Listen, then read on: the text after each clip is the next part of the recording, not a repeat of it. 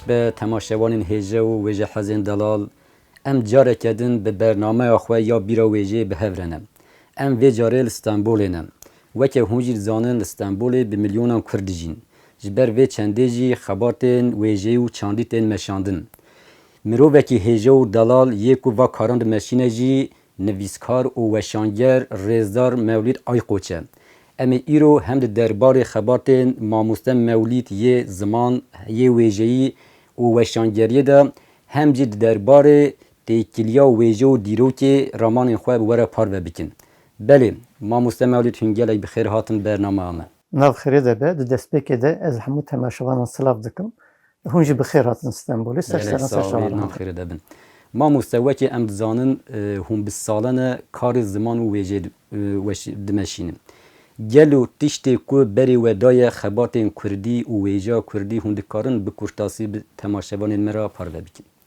یعنی براستی مب سیاست دست پیکر، دما مب سیاست دست پیکر زمان و سیاست و دمی به هفره دمشیا.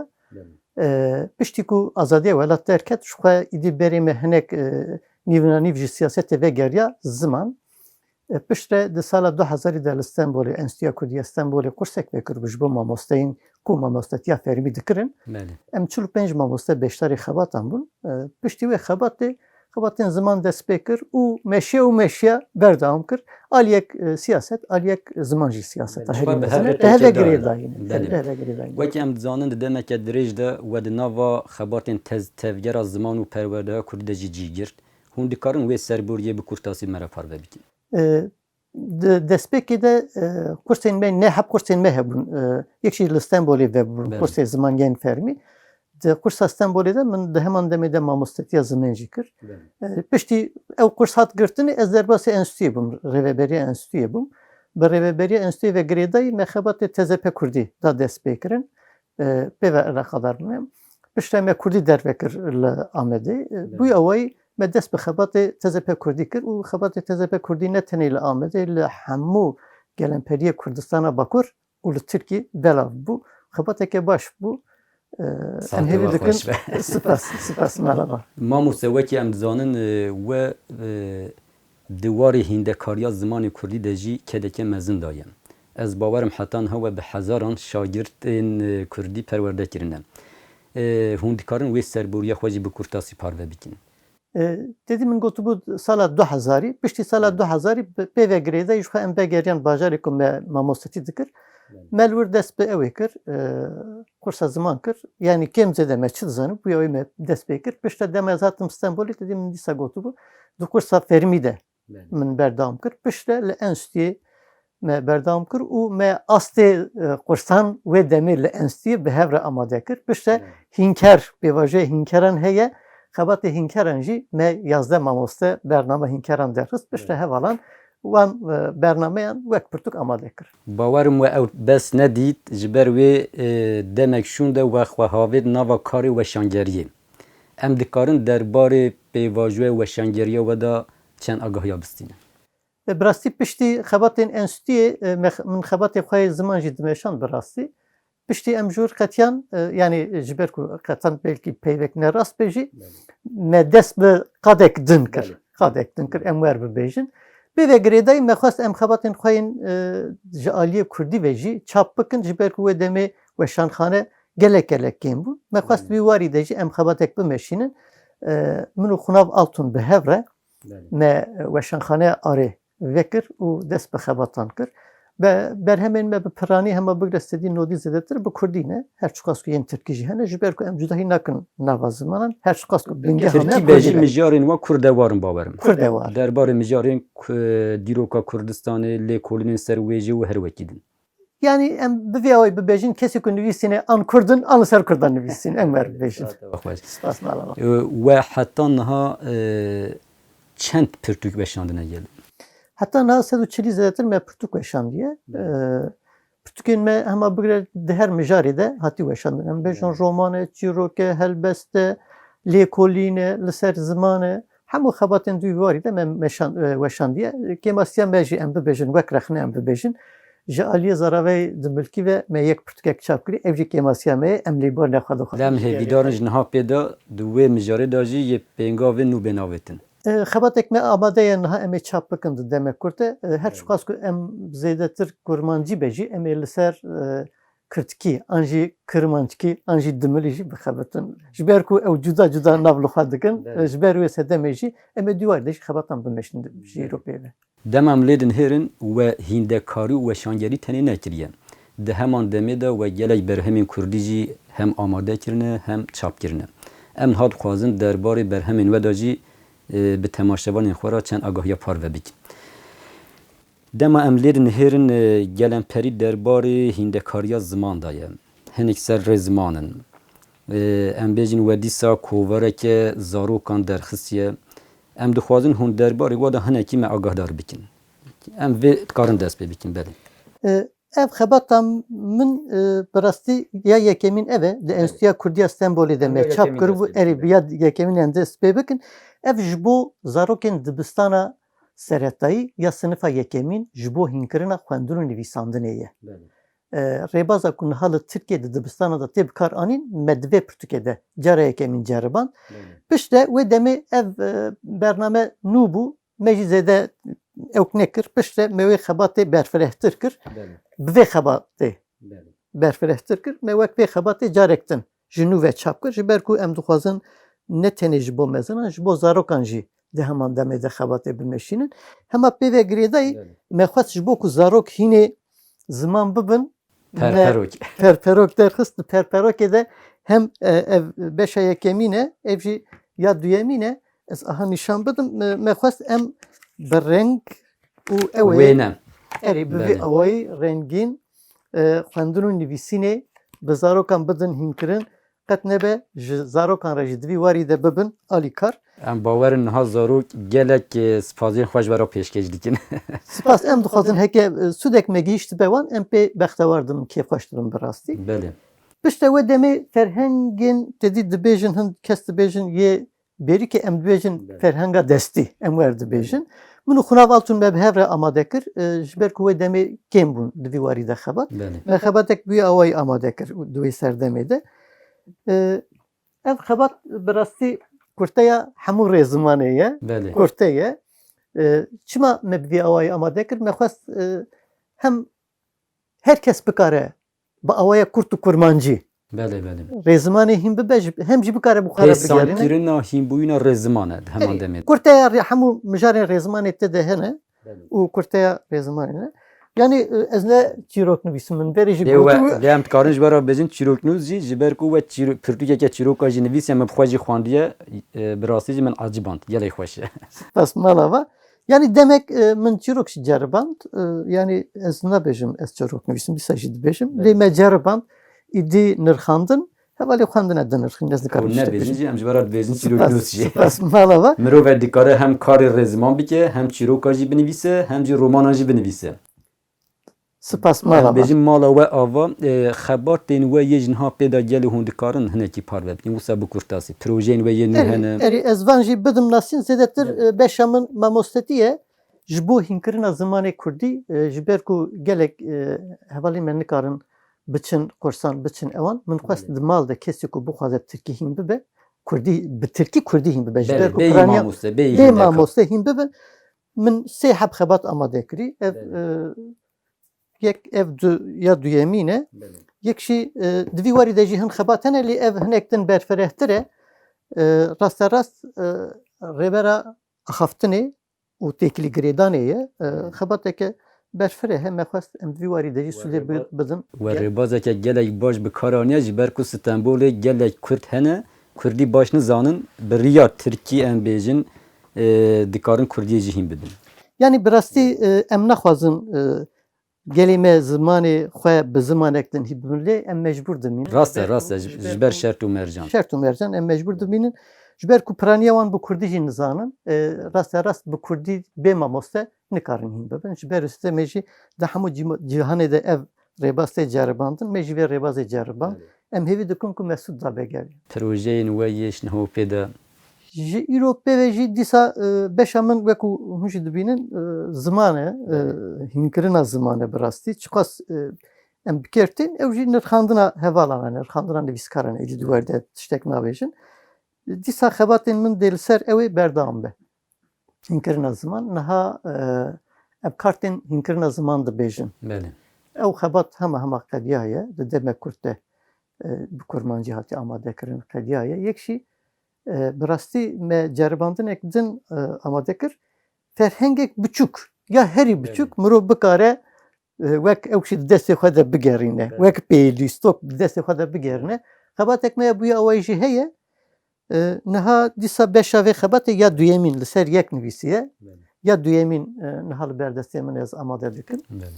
Dîsa ji bo zarokan bi vê rêbazê ji bo zarokan xebatek me dest pê kirî. Em ê wê xebatê jî bimeşin. Wekî din jî ji xwe xebatên me yên din jî di gelek mijaran de ji xwe li vir jî hene. Cur be cur xebatên me hene. Em ê wan xebatên xwe jî bawayek.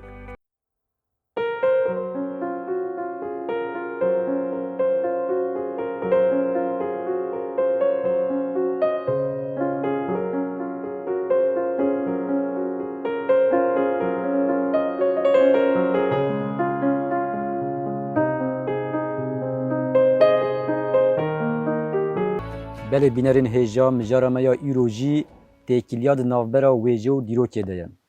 Weke hûn jî dizanin di navbera wêje û dîrokê de têkiliyeke rast û rast heye.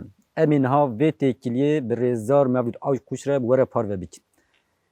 Mamoste weke hûn jî dizanin dîrok jî wêje jî mirov, civak û her tiştê bi wan ve re têkilî xwe ra dike mijar. Em dikarin hinekî vê şêmber bikin gelû.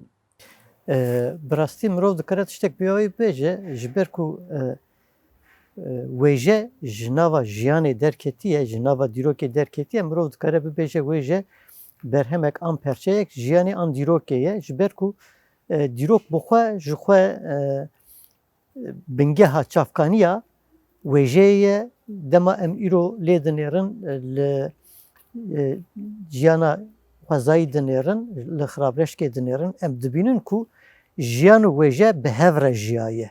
Mînak li ser wan kevran çi heye? Quling û rivî heye.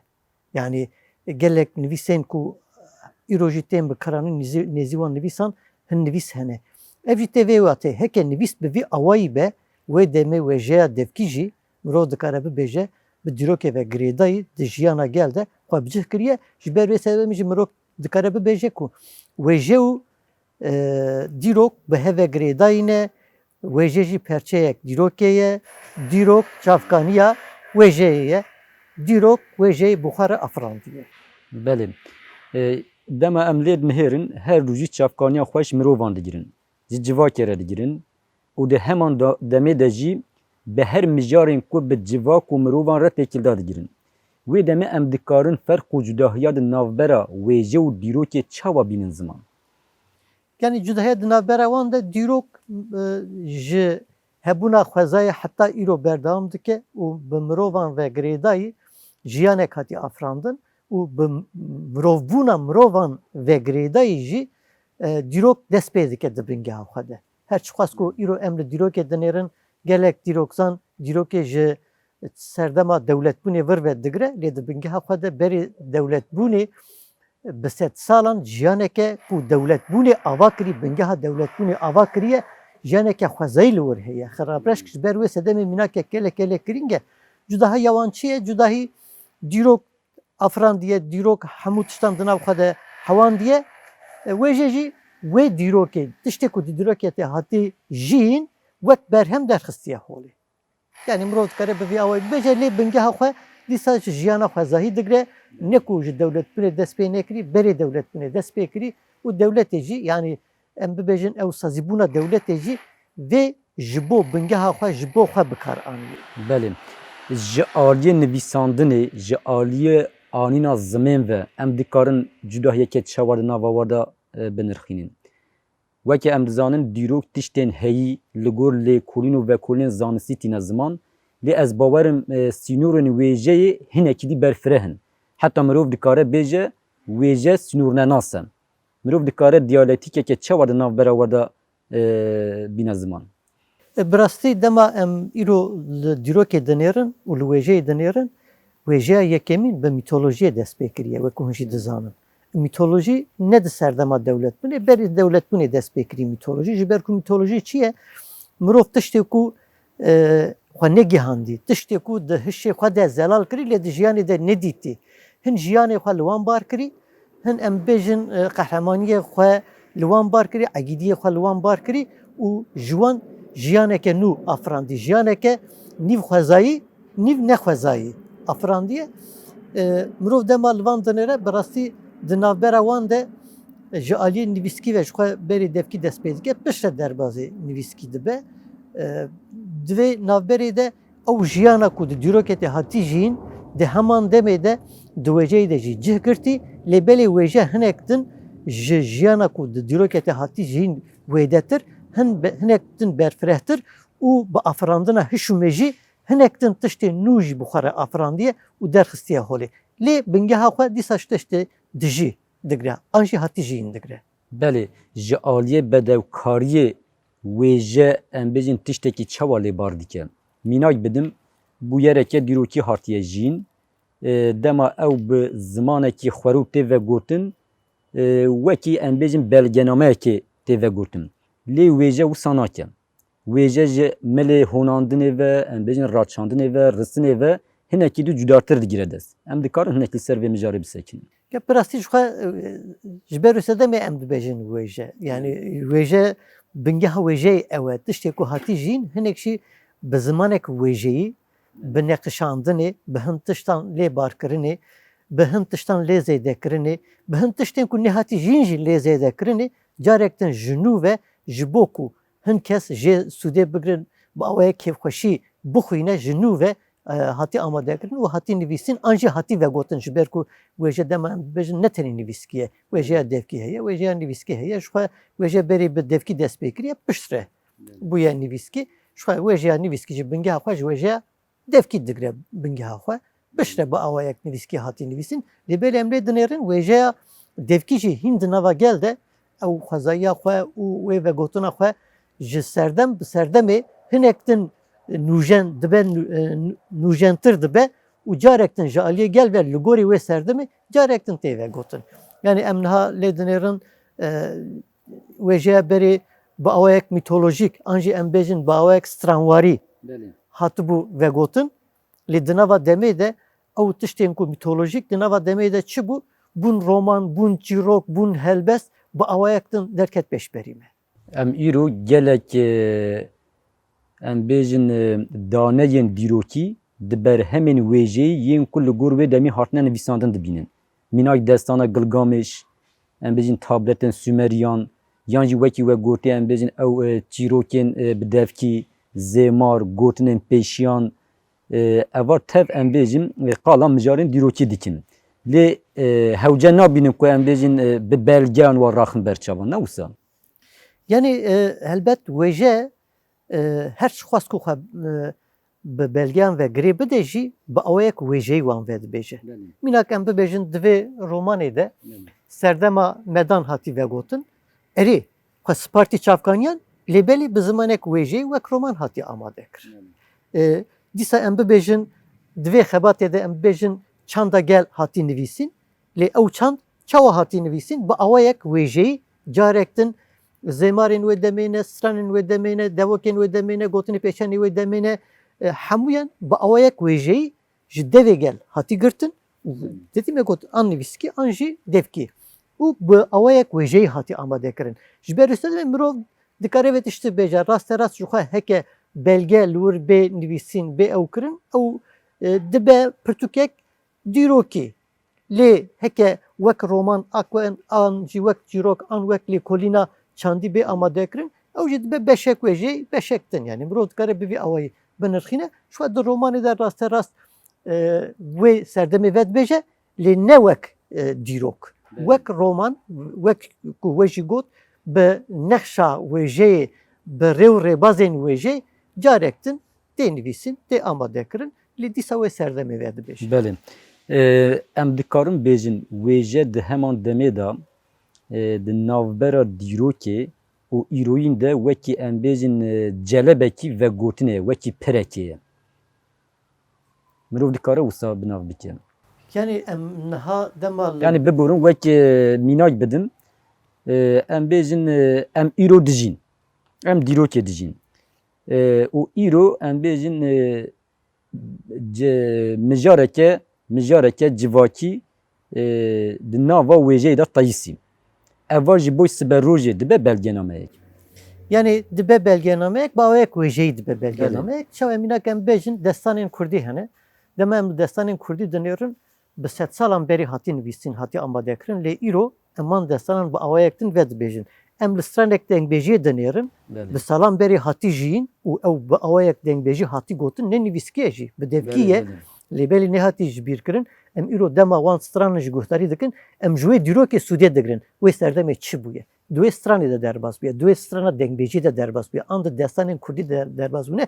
Em wan îro ji wê Sûdiyê digirin. Ji xwe dema em bibêjin romanek an çîrokek dîrokî, an em bêjin dîrok bi xwe hat amadekirin jî, an li ser ziman xebatek hat meşandin jî, em li çi dinêrin? Li wan destanan dinêrin, li wan helbestan dinêrin, li wan çîrokan dinêrin ku em ji wan Sûdiyê digirin hinek jî, wan wek bingeh wek çavkanî digirin, li gorî îro wan berhemên xwe amade dikin. Em rasterast wek wê rojê bi zimanê wê rojê nanivîsin. Bi zimanê îro lê wê rojê dinivîsin yani. Lê belgeyên me, bingeha me, çavkaniya me ew in yani. Mirov dikare wer bêje ji ber ku îro dema ez dixwazim vê mijare hinek vekim. Em li dîroka Kurdan dinêrin, em dîroka xwe ji kesên din hîn dibin. Ji kesên biyanî hîn dibin. Ji ber wê sedemê jî derbarê dîroka me de gelek tişt nehatine nivîsîn. An tiştê ku hatine nivîsîn jî li gorî xwe nivîsîne. Li gorî berjewendiyê xwe nivîsîne. Em rastiya dîroka xwe di ku de dibînin? Em rastiya dîroka xwe di destanên xwe de, di çîrokên xwe de, di helbestên xwe de, di stranên dengbêjiyê de em dibînin. Ji ber ku bi awayek nivîskî nehatî nivîsîn. Belê em mînak bidin vê derê li pêşiya me çend berhemên wêjeyî hene. Lê mijarên war dîrokî ne. Qala medan kiriye û qala em bêjin dîroka Kurda kiriye. Îro xwînerek dema wê bixwîne di derbarê dîroka Kurdan de dibe xwedîzanebûn û hişmendiyekê gelek mezin. Rast e mînak ev li ser manî hatî nivîsîn. Birêz Kamran Simo Hedîrî nivîsiye. Em silavek jê re bişînin. Silav û rêzên xwe hem ji wî re dişînin hem Pergin Melik, Aykoç, Remezan Çeper, Ali Hüseyin Kerim û ji hemû hevalên xwe re em dişînin. Divê romanê de mînak Kamran Simo jiyana manî nivîsiye. Wek roman nivîsiye. Dema em vê pirtûkê dixwînin em manî dinasin.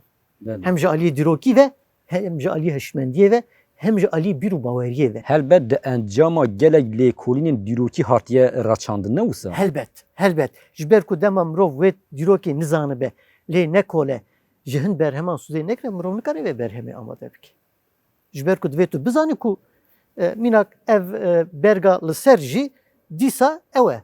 Yani cihê ku manî jiya ye ew be cihe. Yani ew cihe. Yani ji ber ku divê tu Sûdê ji dîrokê bigire.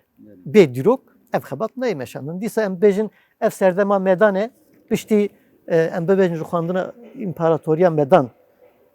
Wê serdemê nivîsiye ev jî piştî wê serdemê hatî nivîsin. Lê dema em lê dinêrin hemû xwespatiya wan belgên dîrokî. Ji ber ku xwe ne bi wan belgên dîrokî ve girê ne de wê demê xebat dibe xeyalî ne em bi awayek ji dîrokê Sûdiyê digirin ne jî em ji wê berhemê Sûdek digirin. Tenê em tiştek xeyalî dixwînin wê demê. Niha herkes em bêjin her derdorê xwedî fikr û raman û birdoziyên cuda cuda berhemên dîrokî li gor xwe de nivîsin. Wê demê em ê ji kîjan re bêjin heqîqeten. Yani îro yek rabe derbarê dîroka Kurdan da berhemekê wêjeyî binivîse eger em bêjin dijberî Kurdan be bi awayekî cuda dinivîse. Li ser em bêjin tune hesibandina Kurdan dinivîse. Lê em bêjin Kurdek binivîse bi awayekî dî binivîse. Mirov wê diyalektikî yê çawa em bêjin serrast bike. Yani bi rastî ev mijarek kur û dur e bi rastî. Xebateke em bibêjin zanistî ye divê di zanîngehan de ciwanên me êdî divî warî de xebateke bimeşin û xebatê xwe li ser vê mijarê kur bikin ji ber ku tiştek ku wê tiştek gelek giring e ji ber ku em dîroka xwe ji kesên din hîn dibin. Û nenivîsîne tenê dina paragrafan da derbas bûye. Yani tenê dihin beşan de derbas bûne. û ji ber wê sedemê jî ji bo ku em heta niha em bibêjin pirtûkên me yên dîrokî ê ku hatine amadekirin çawa tên amadekirin em pirtûkên dîrokê yên ku derbarê Kurdan de hatî nivîsîn wan dixwînin ji her yekê perçeyek digirin bu pirtûkê dîrokê amade dikin. Bi rastî pirtûkên dîrokê divê bi vê awayî neyê amade kirin. Rast e em ciwan çavkaniyan divê sûdê bigirin lê divê em biçin di cihê cihîn jî lêkolînê bikin bi awayek zanistî li ser bixebitin ku em bikarin dîroka xwe bi awayek rastteqîn derxînin holê hekê bûyî awayî nebe çi dibe kopya hin kesên ku li gorî hişê xwe nivîsandiye derdikeve holê. Ji ber wê sedemê jî em ê hem ji wan berheman hemû berhemên duî alî de divê mirov li ser lêkolînê bike li ser bixebite bixwîne ji ber ku wek wê jî gotî her kesî li gorî xwe nivîsiye.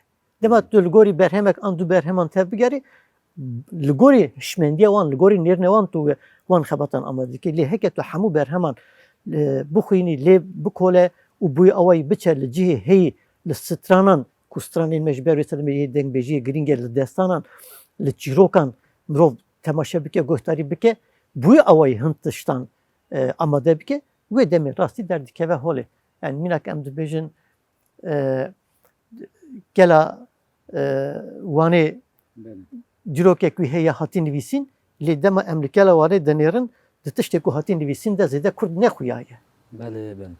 Dema em li ew ê denêrin li Semsûrê gelek bermahiyên dîrokiyên Semsûrê hene lê dema em lê dinêrin di tu dîrokê de em Kurdan nabînin.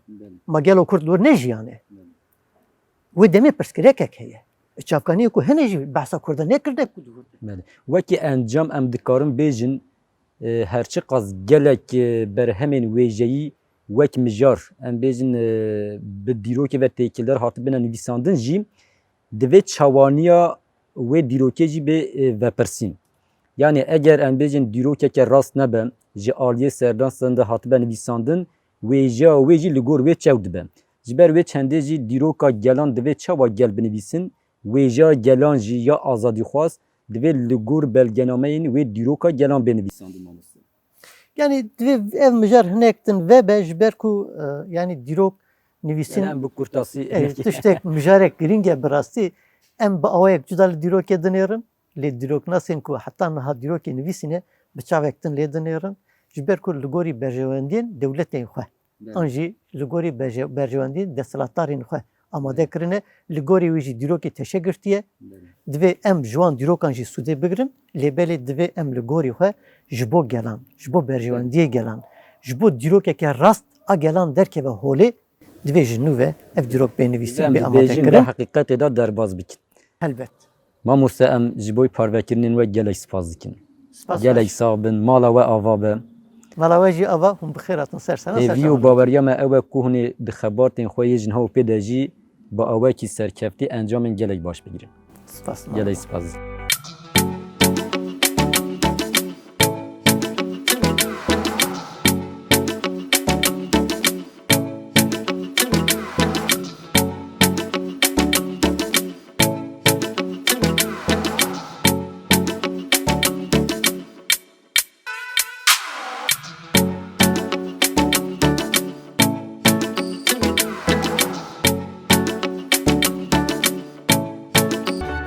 Belê bînerên hêja wê ji hezên delal em îro li Stenbolê bûn. Dîsa me bi mijareke din xweberda bîra wêjeyê. Mêvanê me îro Rêzdar Mevlîd Ayxoş bû. Me di derbarê wêje û dîrokê da û her wiha derbarê xebatên Rêzdar Mevlîd Ayxoş de ramanên xwe bi were parve bikirin. Heta bernameke din bimînin di nava xweşiyê da. Bê bîr nemînin, bê wêje nemînin, bê bîra wêjeyê nemînin.